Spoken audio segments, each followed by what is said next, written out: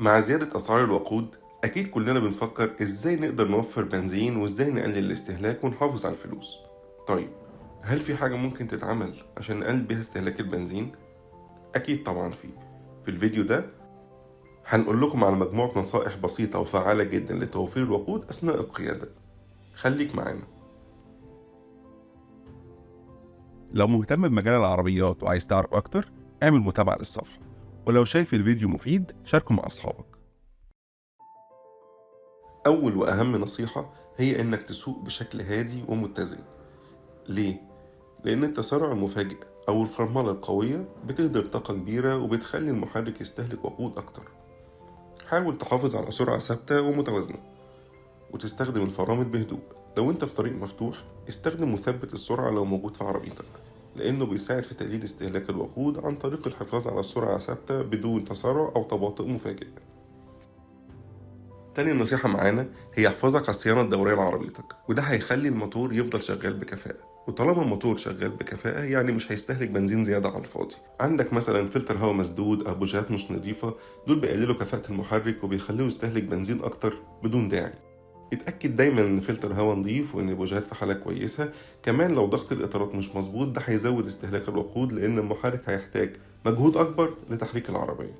ودي مجرد أمثلة لقطع الغيار اللي بتحافظ على كفاءة الموتور، لكن كل صيانة وكل قطعة غيار بتتغير في ميعادها وبتحافظ على عمرها الافتراضي ده بيؤدي الموتور بيشتغل بكفاءة أكبر، مش بس فلتر الهواء ولا بس البوجيهات. تالت نصيحة، ما تحملش العربية بأوزان زيادة ملهاش ضرورة. كل ما حملت عربيتك بأوزان زيادة كل ما المحرك هيبذل مجهود أكتر عشان يقدر يحرك العربية، وده هيؤدي لاستهلاك بنزين أكتر. لو في حاجات تقيلة ملهاش لازمة في شنطة عربيتك اتخلص منها.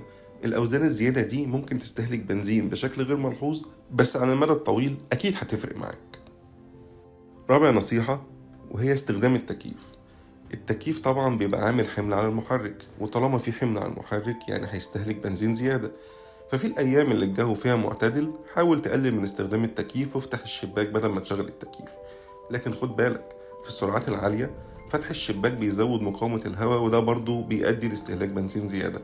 فالأفضل على السرعات العالية إنك تقفل الشباك وتشغل التكييف.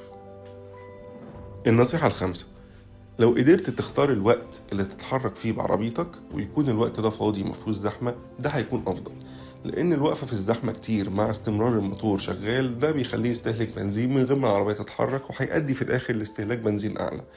لو في إيدك تختار الوقت فعلا فالأفضل إنك تختار الوقت الفاضي، لأن الحركة المستمرة للعربية بدون توقف ده بيؤدي لاستهلاك بنزين أقل. سادس نصيحة، لو واقف في إشارة مرور طويلة أو مستني حد هيتأخر عليك الأفضل إن أنت تطفي الموتور.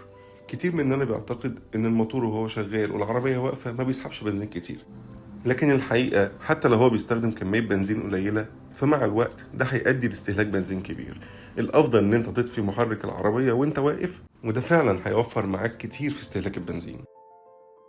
نصيحة رقم 7، استخدم البنزين المناسب لعربيتك. كنا اتكلمنا قبل كده في فيديو رقم الأوكتان إن كل محرك ليه رقم أوكتان معين المصنع موصي بيه. استخدامك لرقم أوكتان أعلى من اللي المصنع موصي بيه مش هيؤدي غير لأنك هتصرف فلوس زيادة على الفاضي، مش هيفرق كتير في الأداء زي ما أنت فاكر.